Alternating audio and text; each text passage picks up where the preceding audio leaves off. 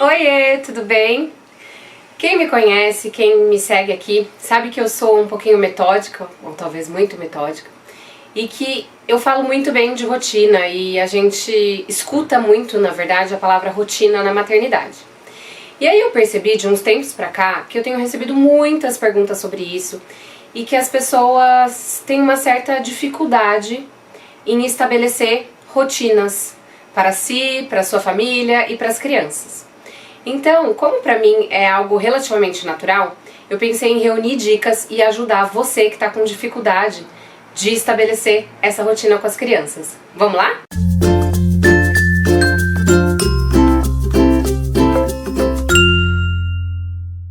A dica número 1 é que eu queria dizer que a rotina parece algo inatingível para algumas pessoas. Eu acho que algumas pessoas na realidade superestimam a rotina como se ela fosse algo inatingível. E na verdade ela é muito mais simples do que muita gente enxerga. Nada mais é do que uma repetição de acontecimentos que acontecem todos os dias. Repetição de acontecimentos que acontecem. Mas é basicamente isso. É você estabelecer uma sequência que faça sentido para você e repetir para você, para sua família, e repeti-la todos os dias, ou na maioria dos dias. É só isso. Qualquer um consegue fazer e eu tenho certeza que mesmo você que acha que tem dificuldade, vai conseguir depois desse vídeo. A rotina, ela tem inúmeros benefícios, né, para todo mundo. Mas eu acho que o principal deles é previsibilidade e segurança. As crianças sentem muita segurança quando elas sabem o que está por vir, quando elas sabem o que vai acontecer. A criança segura é uma criança que se desenvolve melhor, ela aprende mais, ela é mais tranquila, ela é mais segura de si e do que vai acontecer. Então eu acho que qualquer que seja o pai e a mãe, e qualquer que seja a rotina da casa, né, assim, o andamento da casa, a rotina deve se fazer presente. A dica número 2, que aí começa efetivamente na prática, ou vamos estabelecer uma rotina, é para você observar os primeiros indícios do seu bebê, os principais, assim. Então, bebê ou criança, né? Pode ser criança também. Horários de fome, horários de sono, o funcionamento natural da criança. Então, que horas que ela é mais ativa, que horas que ela gosta de ficar um pouquinho mais tranquila, aqueles momentos que ela precisa, né? Ela demanda mais atenção, ela tá com fome, ela tá com sono. Então, observe isso e de preferência anote, inclusive, porque você vai começar a encontrar um padrão ao longo dos dias. Então todo dia, ao redor do meio-dia, ela começa a ficar meio caidinha, ela demonstra um pouquinho de sono. Todo dia ao redor das 4 da tarde, ela tá com muita fome. Enfim, quando a gente anota, dá uma noção melhor do que se repete e a gente consegue criar um padrão. A dica número 3 é observar, além do funcionamento da criança, o funcionamento da sua casa. Então, que horas que vocês se reúnem, que horas que vocês costumam almoçar, que horas que o pai chega do trabalho, ou a mãe, enfim. Mas que horas vocês têm um horário em família. Por exemplo, a minha rotina, que as meninas dormem cedo, não faz o menor sentido para um pai que chega muito tarde do trabalho, porque senão as crianças não vão ter contato com o pai, não faz sentido. A minha rotina não faz sentido para uma criança que estude à tarde, porque ela vai chegar com mais energia, ela vai querer brincar, ela tem que jantar, ela tem que tomar banho, tudo acontece um pouco mais tarde. Então não adianta eu contar a minha rotina aqui, porque muito provavelmente ela não vai se encaixar perfeitamente para você.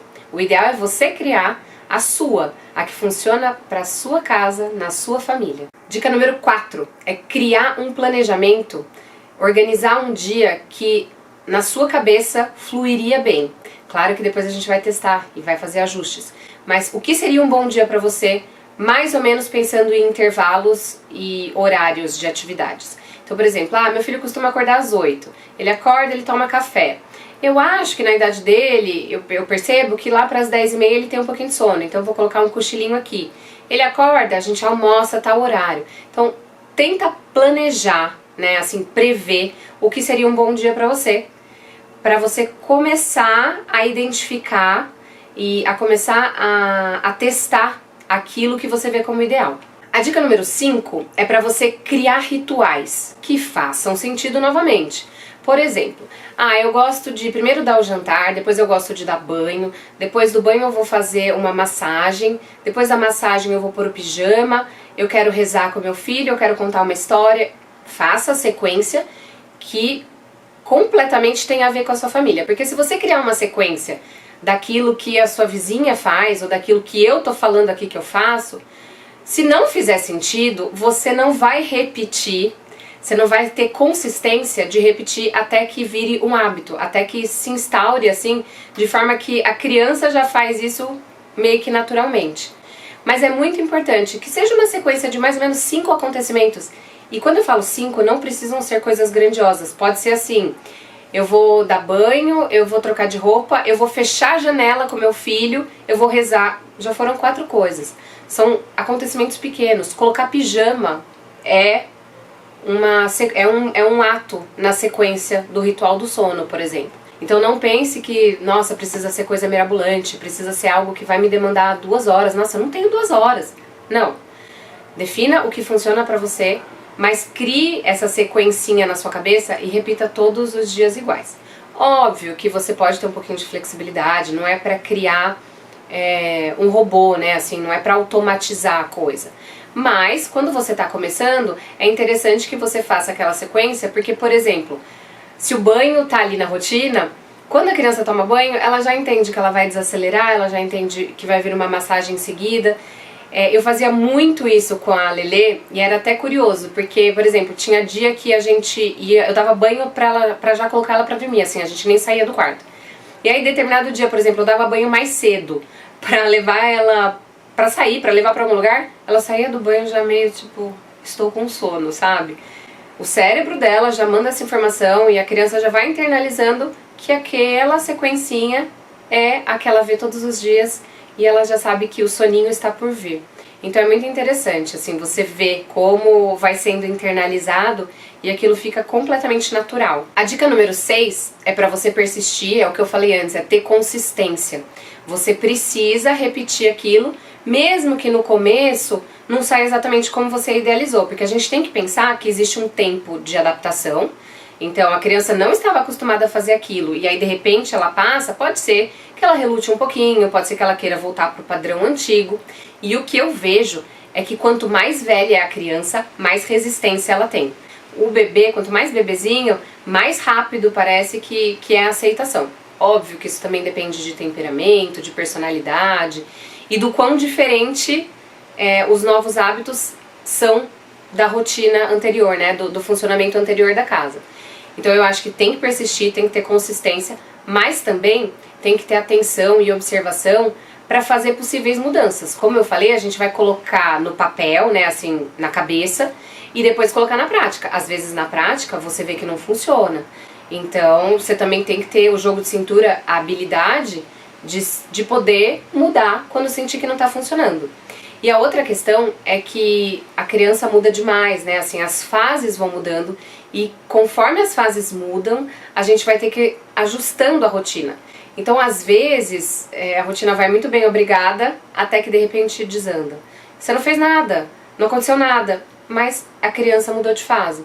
E aí você vai ter que adaptar. Então, é uma constante... É um processo, assim, em constante mudança, principalmente no primeiro ano de vida do bebê. Tem muitos picos de desenvolvimento, muitas coisas desajustam o sono, é muito aprendizado, é um desenvolvimento muito grande pro bebê, o primeiro ano de vida. E aí as coisas mudam o tempo todo, parece que é só a gente ficar tranquilão que já chega a nova fase, já chega a nova fase, então a gente vai aprendendo ali junto com a criança. O que é muito interessante, porque passado o primeiro ano de vida, você já se sente um expert, assim, você conhece a criança como a palma da sua mão, você já passou por N fases, e aí você consegue encarar mais tranquilamente o que está por vir. A dica número 7 é reforçando o que eu já falei até agora. Não existe certo e errado. Existe o que funciona pra você, e é isso que deve estar na sua cabeça. Não pegue a rotina pronta de ninguém, ou pegue para se espelhar, dê uma olhadinha, mas não fique rígido nisso. Você tem que entender a sua casa, a sua família, a personalidade de vocês, o que combina com vocês. Aqui na minha casa, por exemplo, a gente tem uma rotina até que mais rígida. Com uma outra pessoa que é super relax, que vive na rua, que faz vários programas à noite, não vai combinar. A criança precisa da flexibilidade, dessa mesma flexibilidade que os pais têm para conseguir acompanhar e tudo mais. Então, ache o seu equilíbrio, ache o ponto bom pra você. E a dica número 8, última, foi mais ou menos o que eu já falei. para você se manter sempre atento, porque as coisas mudam muito, muito, muito. E não fique frustrado não. Por exemplo, quando eu comecei a fazer a rotina do sono com a Serena, ela dormia super bem às 8 da noite. E aí eu não demorava 10 minutos pra fazer ela dormir. E aí você pensa, nossa, que sucesso, tipo, ela conseguiu. Passou um pouquinho que essa rotina estava estabelecida, algum pico, alguma coisa que aconteceu, eu nem sei explicar. Eu entrava no quarto às 8 e eu saía do quarto 9h30. E eu fiquei insistindo, eu falava, não é possível, até ontem tava funcionando, tava tão regradinho, tão certinho, o que eu tô fazendo de errado? Eu insisti, até que eu pensei, não tá bom. Eu tô entrando no quarto às 8 já, tipo, pronta pra guerra, sabendo que eu vou sair dali 1h30, e eu já entro sem a menor paciência. Ela fica brigando.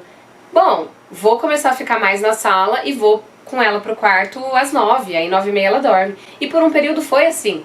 Não era o meu ideal. Eu achava tarde esse sono pra um bebê dormir às 9h30 da noite. Mas era o que estava funcionando no momento. Era o que não me deixava estressada, era o que era mais simples pra ela também, porque começou a se criar um estresse que eu não tava nem mais com prazer de colocar ela pra dormir, sabe? Eu ficava, vai Diogo, pelo amor de Deus, vai você. Ele, pelo amor de Deus, Má, vai você. Parecia que a gente tava entrando de fato pra guerra, assim. Então você tem que ter esse jogo de cintura de ajustar. E aí, passado um tempo que ela dormia às 9h30, como não era o meu desejo, como eu tava ali só dançando conforme a música, eu fui descendo, até que ela voltou pro horário dela. Então são fases, a gente tem que enxergar com um pouquinho de leveza, porque tudo muda o tempo todo. É isso, eu acho que agora tá fácil, eu acho que com esses passos você vai conseguir começar uma rotina e perceber o que faz sentido pra vocês.